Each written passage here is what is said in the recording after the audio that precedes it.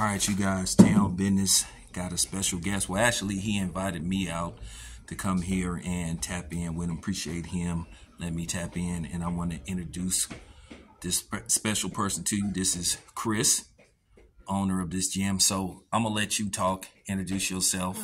So go ahead, brother. I'm Lightning Kris Lopez. This is Lightning's Boxing Club. We're over here at 5845 MacArthur Boulevard on the corner of Seminary and MacArthur. We've been here for about going on 8 years now. Gym's been in business for 15. We had a location on Embarcadero. And we started out in the warehouse in San Leandro. So we're here today and glad to do this interview. All right. So, Kris, tell us about your history, man, and how did you get into boxing? So boxing kind of chose us. I think boxing chooses who's in it. My great-grandfather was actually a famous fighter in the Philippines, known as Big Santos, during the 1920s. And so my grandmother would always tell me stories about him jumping rope and chasing chickens. Like that was a real thing before the movie Rocky came out. Like fighters really used to do that. So, I was just naturally, I naturally gravitated towards the sport and, grew up watching Larry Holmes, Sugar Ray Leonard. I actually Kimbo Slice before Kimbo Slice. I was in the backyard. I think I went like 80-0 with like 70 knockouts, and ended up at King's Boxing Gym in 1997. Won a couple Golden Glove titles. Ended up going 10-0 with 7 knockouts as an amateur, and got into the streets. Just, kind of messed up my chances. Missed my window for my professional career. Ended up turning pro at age 30. Got a heavy dose of reality, of the scrupulous people in boxing and how boxing is. Thought I was going to come out, and they had found me an opponent, and it turned out when I got there, the other guy was on the poster, and I was like, damn. So they tried to set me up. I ended up getting DQ'd in the fight in the last round. The fight was a back-and-forth fight. I felt could have gone either way. But it was hard, like at age 30, it was a hard fight. So I retired, quit boxing.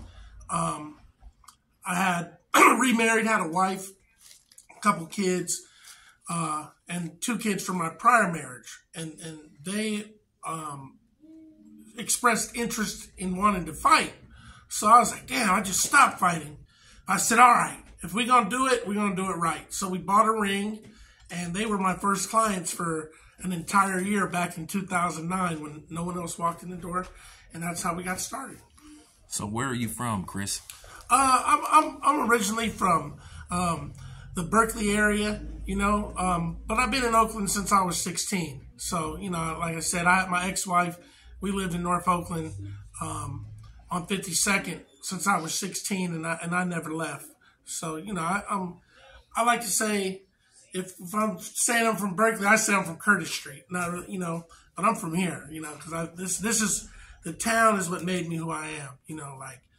Like Berkeley was cool and everything, but everything about me, that killer instinct and, learning how to survive, I learned from here.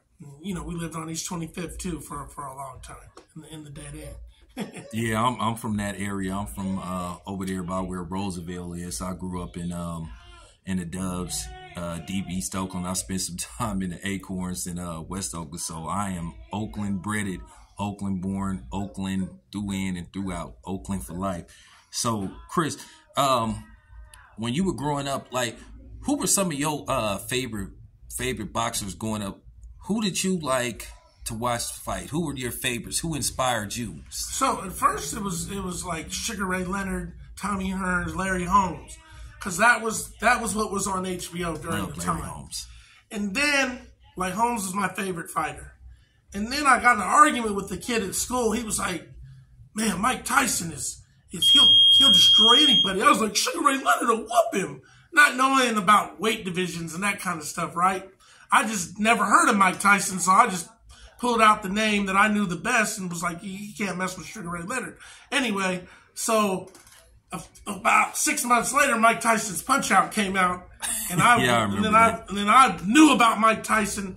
So, like, Mike Tyson is my idol, like, to this day. I love Mike Tyson. I know everything about him, and when I was fighting, I thought I was Mike Tyson. You know what I'm saying? So, yeah, Mike Tyson was definitely it for me. And then, Roy Jones came along, and Oscar De La Hoya, Shane Mosley, all these great fighters, Floyd Mayweather, and I definitely look up to those guys too. Well, let me ask you about fighters of yesteryear versus fighters now. Is there like a big difference? Because I just see a difference. I just think 20 years ago, I think you got the fight for the most part that you wanted. I just think now with all the politics involved, do you think it's a difference now? Is it really, as a guy that's in this business, is it hard to get the big fights as they make it out to be? It's a business model. So just like any business, when the promoter is invested into a fighter, he's got thousands of dollars, maybe millions invested into this fighter to try to hit the jackpot, right? So that's why you don't see guys fighting each other sooner, like back in the day, like Ray Leonard versus Tommy Hearns. They're like both 22, 23 years old in the prime of their life fighting each other. Duran, all those guys. Leonard actually invented it, waiting a guy out with Hagler. And he invented that, waiting a guy out, letting the money build, and maybe the opponent who's a threat losing a step. And then I think Floyd, he continued that business model where, you pick your fights tactically, you go with the odds. Like Floyd, to me, when he fought, he was never not the odds-on favorite to win. So, in the 80s, 70s, those, like, a lot of guys defied the odds, constantly defying the odds, beating guys they weren't supposed to beat, and that's how they became great. Nowadays, you see more guys taking fights that they're the favorite to win. So I don't define, like, a fighter who does that as being great unless he beats an all-time great in their prime. That's my definition of greatness. Ray Leonard did it 3 times. He did it against Duran. He did it against Hearns. He did it against Wilfred Benitez. Some of the current fighters, what other great fighter who's an all-time great did they beat in their prime? And that's where that's the difference between now and back then. Okay, well, I'm glad that you spoke on that. So I wanted to get your opinion on that fight that just happened a couple of months ago. Everybody knows about this, the super fight. What was your take on Spence versus Crawford and basically, 5 years in the making? Do you think we got that fight maybe 2 years, not including, what happened in 2020? I don't like to say that word that rhymed with Bobit, but I just wanted to get your opinion on that fight. Do you think we got it at the right time, or did you think it stalled too long for your taste? No, I called that fight to the exact round. I actually called the fight, what round it would stop in, and no. It doesn't matter. He could fight him 100 times.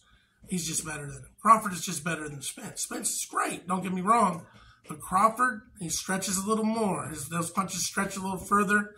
He's what we call dynamic. That's the term when you describe Terrence Crawford. And he can adjust on the fly. And Spence is like fundamentally if not the best fundamentally, but he don't stretch. He can't do that extra thing.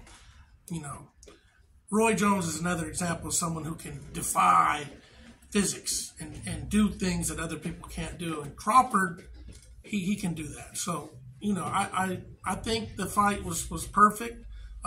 Spence passed all the tests up until that point, and Crawford actually had a hard fight with the Russian guy. I forgot his name, but a lot of people said he got dropped in that fight. And if you look at the replay, technically maybe it could have been ruled a knockdown. Oh, you're talking about the Mean Machine?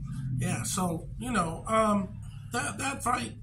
It was good for boxing, and now we see Terrence. He's not so reserved and humble. He's wearing Versace shirts now, and good for him. And he's got jewelry, and he's not just wearing USA Boxing Out uniforms anymore. And I'm happy for him. Hopefully he bought a few cars and invested some money and got some property, that kind of stuff.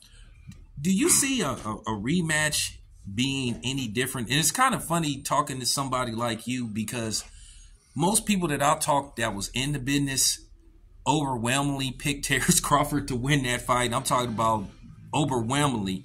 Yeah. But most of the fans were picking Spence. But I did the eye test, and the eye test told me that Crawford was going to win this fight.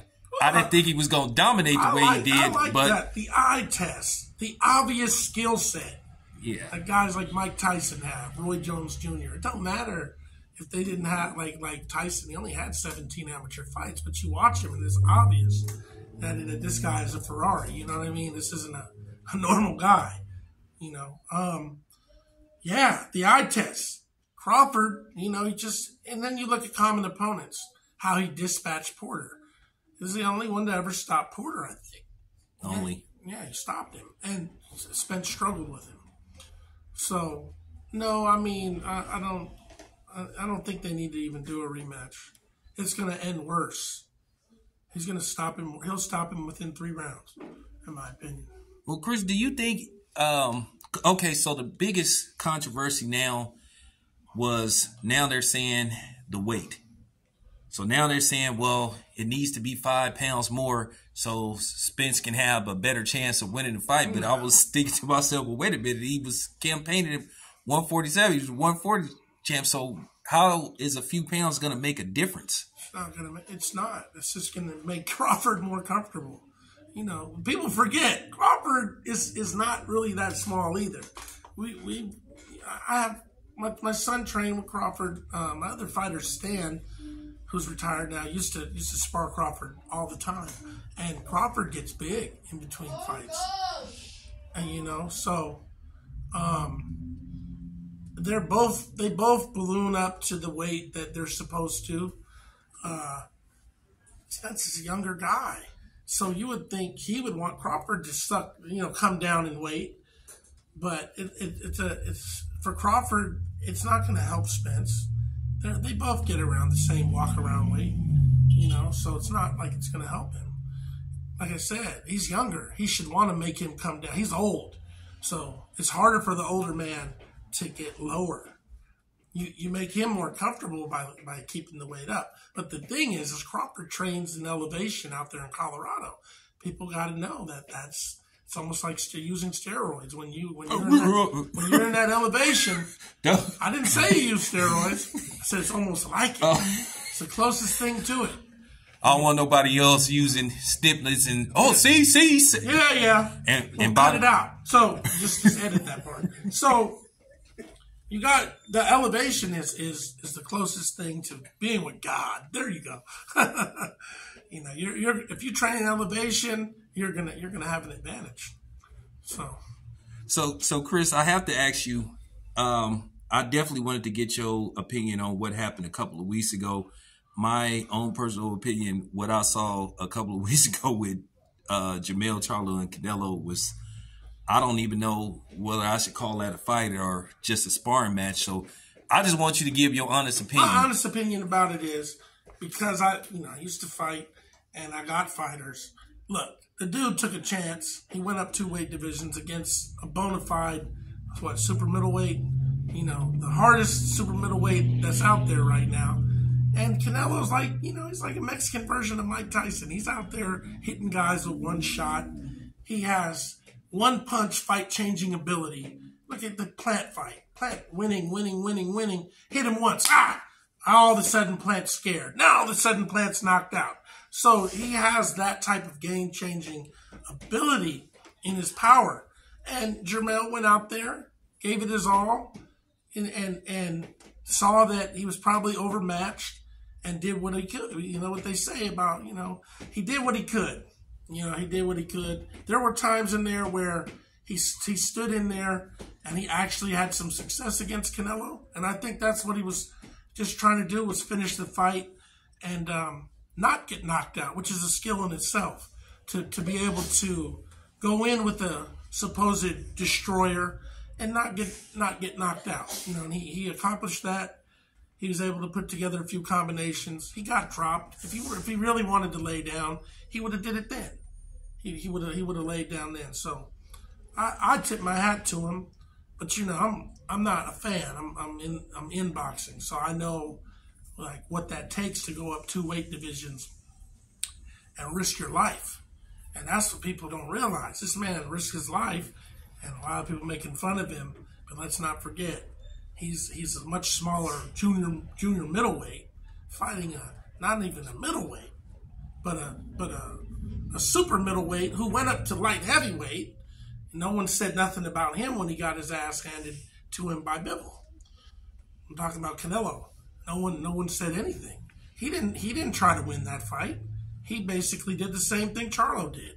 He succumbed to the barrage, and once he seen that he couldn't win, he stopped trying. So, big deal. I mean, the thing is, I think, Kris, why a lot of people had an issue with the whole Canelo versus Charlo fight, it was sort of like, well, nobody asked for that fight, and then Charlo hadn't fought in over a year, and then Canelo comes out of nowhere when we were thinking, okay, why not David Morrell, who's a super middleweight, or a rematch with Caleb Plant, or Demetrius Andrade, or even David Benavidez, and he picks Charlo, and everybody was like, what? Well, that's because Charlo has a following, though. Charlo's popular. Who's David Morrell? I know who he is. You know who he is, but don't no one know who he is? Dude has like 6 fights. Why would he fight him? That kid didn't earn the right to make millions of dollars on pay-per-view. Charlo earned the right to make money. He's in there. It's like once you get in the pay-per-view money door, that's who we present the money to. You can't have guys coming into the sport fighting twice and then getting these big, huge $1 million deals. It don't work like that. You gotta work your way up the ladder. Because there's a lot of guys that are good enough. Morrell, Benavidez, those guys are good. There's a few other guys out there too. I just can't think of them right now. But they don't they don't warrant, the fans don't know who they are. So let me ask you this. Do you think Canelo will eventually fight David Benavidez? I think that's the fight everybody is calling for. I think the popularity is out there, the money is out there. I think it's a sellable fight now because David Benavidez is an exciting fighter. He has a tough task on his hand with Demetrius Andrade, which is coming up November the 25th. How do you see that fight going down? Who do you think wins that fight? I mean, on paper, and just because of like obvious reasons, Andrade got drawn out. He hasn't fought in a long time. He could have got old overnight. Like there's being in gym shape and then there's being in fight shape. And so, what's the difference? It's just the sharpness. Gym shape, you're using headgear, 16-ounce gloves. Anybody who's fought knows that those small gloves are like swords. You can't get hit by those gloves and think you're just going to be the same after the fight. So guys who are in there, especially with big punchers, have to be sharp. And so to be sharp, you got to go in there against the blades, not the big puffy, 16-ounce gloves with headgear on. And that's the difference. Guys who fight more often are fight ready, whereas other guys in the gym are just gym ready. And you see it all the time. A guy look like $1 million in the gym in sparring. You'd think, dude, he could beat anybody. Like he could beat world champions, and then they go in there and get knocked out by a guy he shouldn't have got knocked out by because those gloves, those small gloves, the pro fight, no headgear, it's different. It's a lot different. And only a pro fighter would understand that. So, if there is a fight, now this is what's been told to me, been told to us media people. The winner of Andrade and Benavidez is the mandatory for Canelo, and Canelo has till March to negotiate a fight or he'll be stripped. If either one is the winner, how do you think either one of them, whether it's Benavidez or Andrade, how do you think the winner of those two will fare against Canelo? Well, if Andrade wins, he has a style that could be a problem for Canelo. And if he beats Benavidez, then he'd be worthy of fighting Canelo and obviously would have what it takes to pull off an upset. I don't see that happening, honestly. Like, I think that he just wasn't active enough. I'm glad for him that he's going to get some money finally. He deserves it. He is a great fighter. And it's too bad, the circumstance that happened to him. But Benavidez should win that fight, and then Benavidez versus Canelo should be on Cinco de Mayo, and they should do the whole, do it the way it's supposed to be done. Cinco de Mayo for all the marbles, and that's going to be huge. That's going to be huge. Who do you think wins out of Benavidez versus Canelo? I think by what I'm seeing now and doing research, I think I got to go with the 6'2", possibly rangy, possibly Benavidez. Because he's shown he checks all the boxes. He's even slick. Like, dude gave up like 7 rounds with Plant. Like I said, I said that about the Canelo fight, but Benavidez did the same thing to him. He just followed the blueprint, and Canelo stopped him though. Benavidez, Plant made it through the fight, didn't he? Yeah, but that ring that they fought in was the size of a yeah. Okay, so he was able to run. Plant is good, so he's a good test. But yeah, it's a great fight. It's an awesome fight. I would probably lean towards Benavidez because he's the younger, fresher, upcoming guy. He's up and coming. Whereas Canelo, to me, is coming down the mountain. He's already reached his peak. The ceiling's been met. He's coming down the mountain. And you got the young, hungry guy coming up who wants to take the spot. That's just the nature of human life, of humanity, Law of the jungle. Okay, so tell us we want to get to your son. So tell us about your son, Dynamite David Lopez. Tell us about your son. So Dave, in my opinion, is the hottest prospect in boxing, like as far as like the up and coming fighters, like with less than 10 fights. You know what I mean? Prospects. Started boxing when he was 5 years old. Like I said, we didn't burn him out having him do fights every weekend, but he beat like the best kids that were out there. And then when he was 12, he took a break from boxing. Went and played football. He was really good at every sport he played. He was really good at. So we let him play football, enjoy high school, and then he got back in the gym at age 14.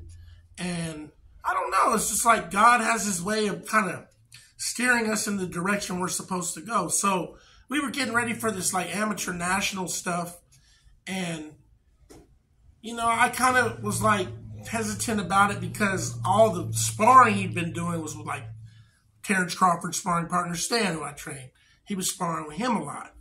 And he was sparring Aaron Coley, who I trained. I know him. For the last 5 years of his career. I know him. Aaron fought for the world title in Africa. Aaron was the real deal. He's also another guy that got weighted out. He couldn't get fights in his prime. Really good fighter. And I attribute David's success a lot to being in there with Aaron and learning from Aaron.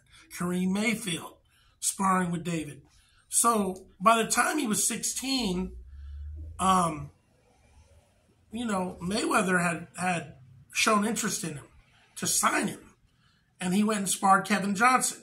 And so Kevin Johnson, as we all know, he gives everybody problems. There's footage of him giving Shakur problems, Devin Haney, Tank, everybody in that gym that ever comes there, they always got to go through Kev, right? And Otis Pimpleton, the trainer.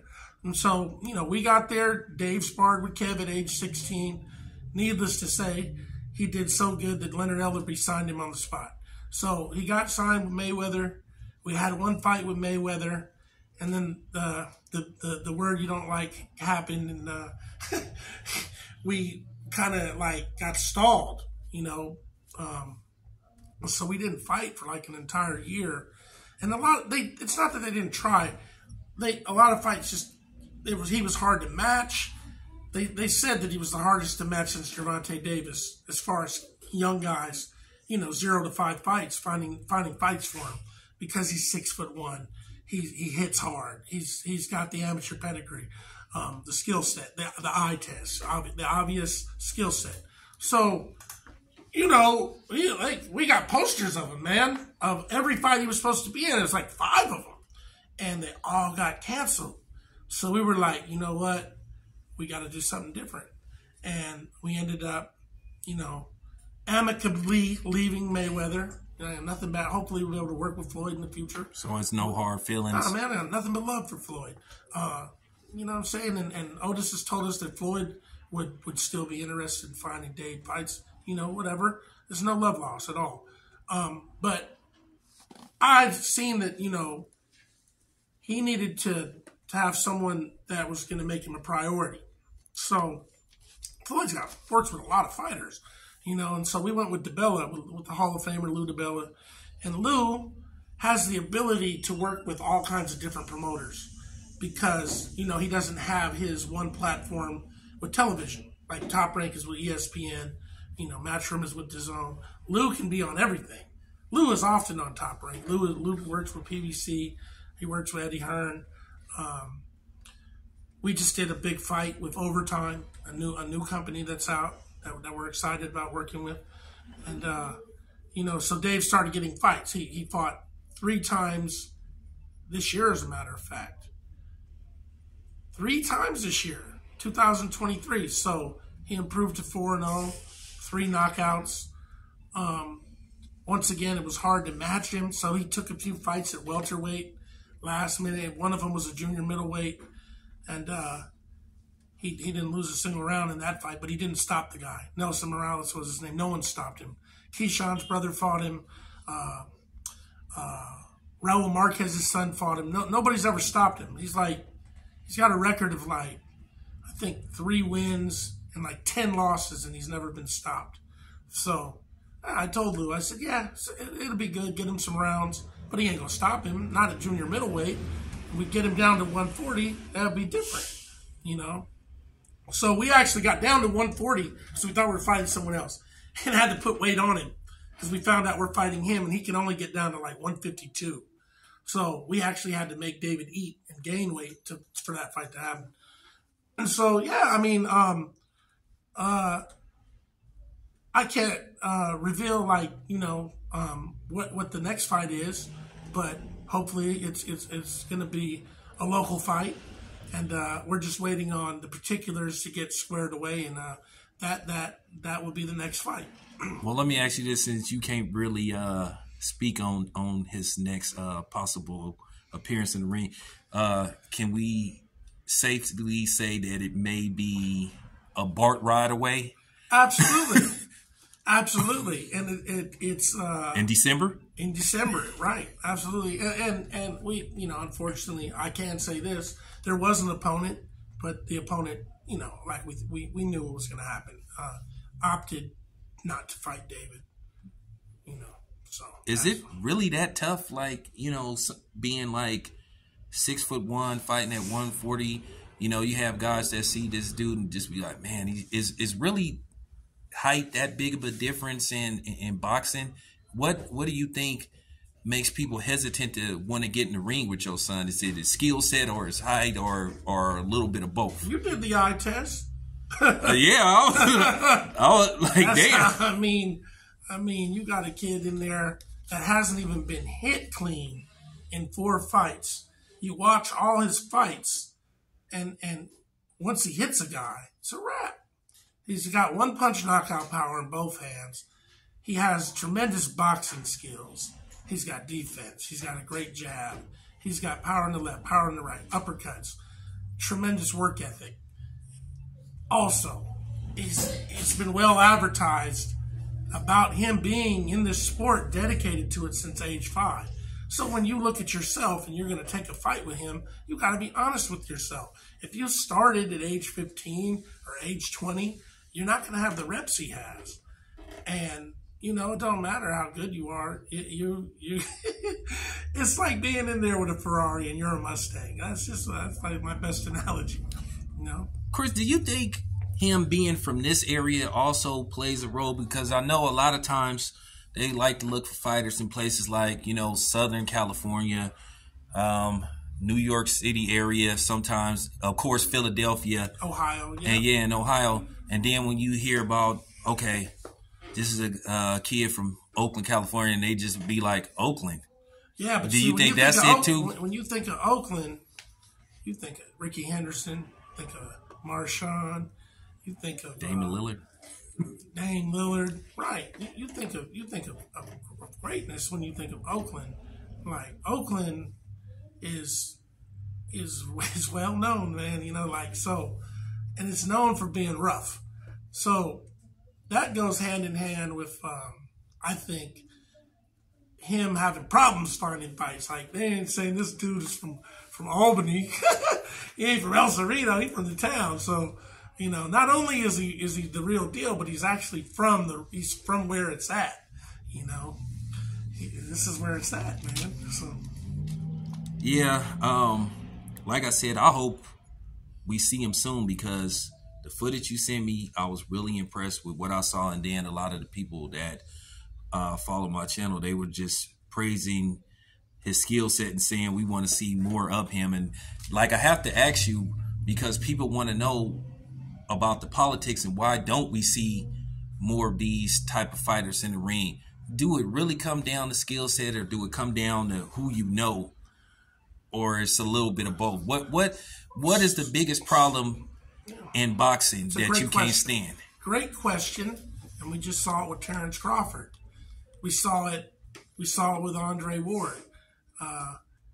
Guys who should be in the forefront often aren't in the forefront for whatever reason.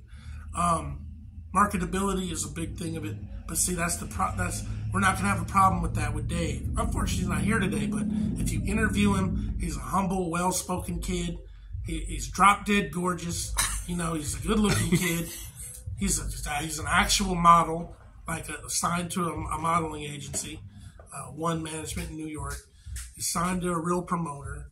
The skill set, everything is there. So hopefully those things is what we think will take him over the hump and separate him from guys that maybe that are less appealing, to say the least. You know, got to be able to talk, man. You know. I got to ask you about this because I feel this is important as well. Like I said, you in this business, this is what you do. How do you feel about guys that convert from doing YouTube videos, getting in the ring and calling themselves fighters? You know, guys like Jake Paul, who is predicated on fighting, you know, basically past their prime MMA fighters. Yeah. Well, so, you know, we tapped into that market too. And we have a relationship with that company called Happy Punch. And they promote what I like to call anomaly fighters. You know, they're guys who are YouTubers and ex-MMA fighters. I train one of them, Anthony Taylor. He's a very popular boxer on that platform, right? And so it's good for the sport. It gives guys like Anthony who didn't have the upbringing in boxing to be all he could be in boxing because he started late. And his career, you know, he still has a career. He's still able to generate a nice amount of money. And he's entertaining. He talks a lot of shit. You know, he's going to fight, I think, tomorrow. And then you got the Jake Paul thing. And, like, Jake Paul is decent. He's a decent fighter. To beat Anderson Silva, Anderson Silva beat Chavez Jr. So he's kind of decent. Like, I think if any boxer went in there thinking that they're just going to roll through the guy, they could be sorely mistaken because the guy trains hard, spends all his money on training, then bought a damn island in Puerto Rico, trains there, and is totally dedicated to the sport. And boxing has a way of revealing if you're fake or not. So Jake Paul, he kind of like takes the harder fights. Ashton Silva is a friend of ours. He's taking like harder fights, but I'm happy for them. They're on that platform. They make a lot of money. Hey, I don't knock it. And if we got opportunity to make $100,000 for exhibition, we would do it too. So I don't knock it. Well, would you train media people to fight other media people? If the money's right, and it doesn't take away from me like training my fighters, then hell yeah, I would find a way to intertwine them. They would train with my real fighters, and we make money. And because it's a few people that I would like to stretch. I mean, I showed you the video because I've been trained in boxing since I was like 10. But I see you got your little Mayweather. That was nice. Well, you know, I just was sending a message letting people know I'm really from these Oakland streets. So, but you know, I had to let them know. But yeah, it's a couple. It's two in particularly. I would love to get in that square circle and stretch them, and they know who they are. so get at me. But, hey, so Kris, how did this gym come about, man? Like, you know, how did you stumble upon it? We were literally here in 2013. It was Fromm's Karate Studio over there, and so it was vacated. It wasn't occupied, and I came there and met with the landlord, and I was going to take that spot. And I got a phone call from a guy on Embarcadero down there by the water. And he basically made me an offer I couldn't refuse. So we paused that, you know. And we were at that location for like 5 years. And then the big boom came here with the gentrification and the weed and all this stuff. And so, yeah, he had been leaning on me to get out. And so before he could start doing the legal stuff, because he's one of the legal guys that serve you papers and does all that stuff, I just beat him to the punch and was like, look, give me 2 months free rent. I'm going to get my stuff out of here and we could just terminate the lease. Because he wanted to sell it to, you know, he wanted to rent it out to a marijuana cultivator. So they're growing weed in it now.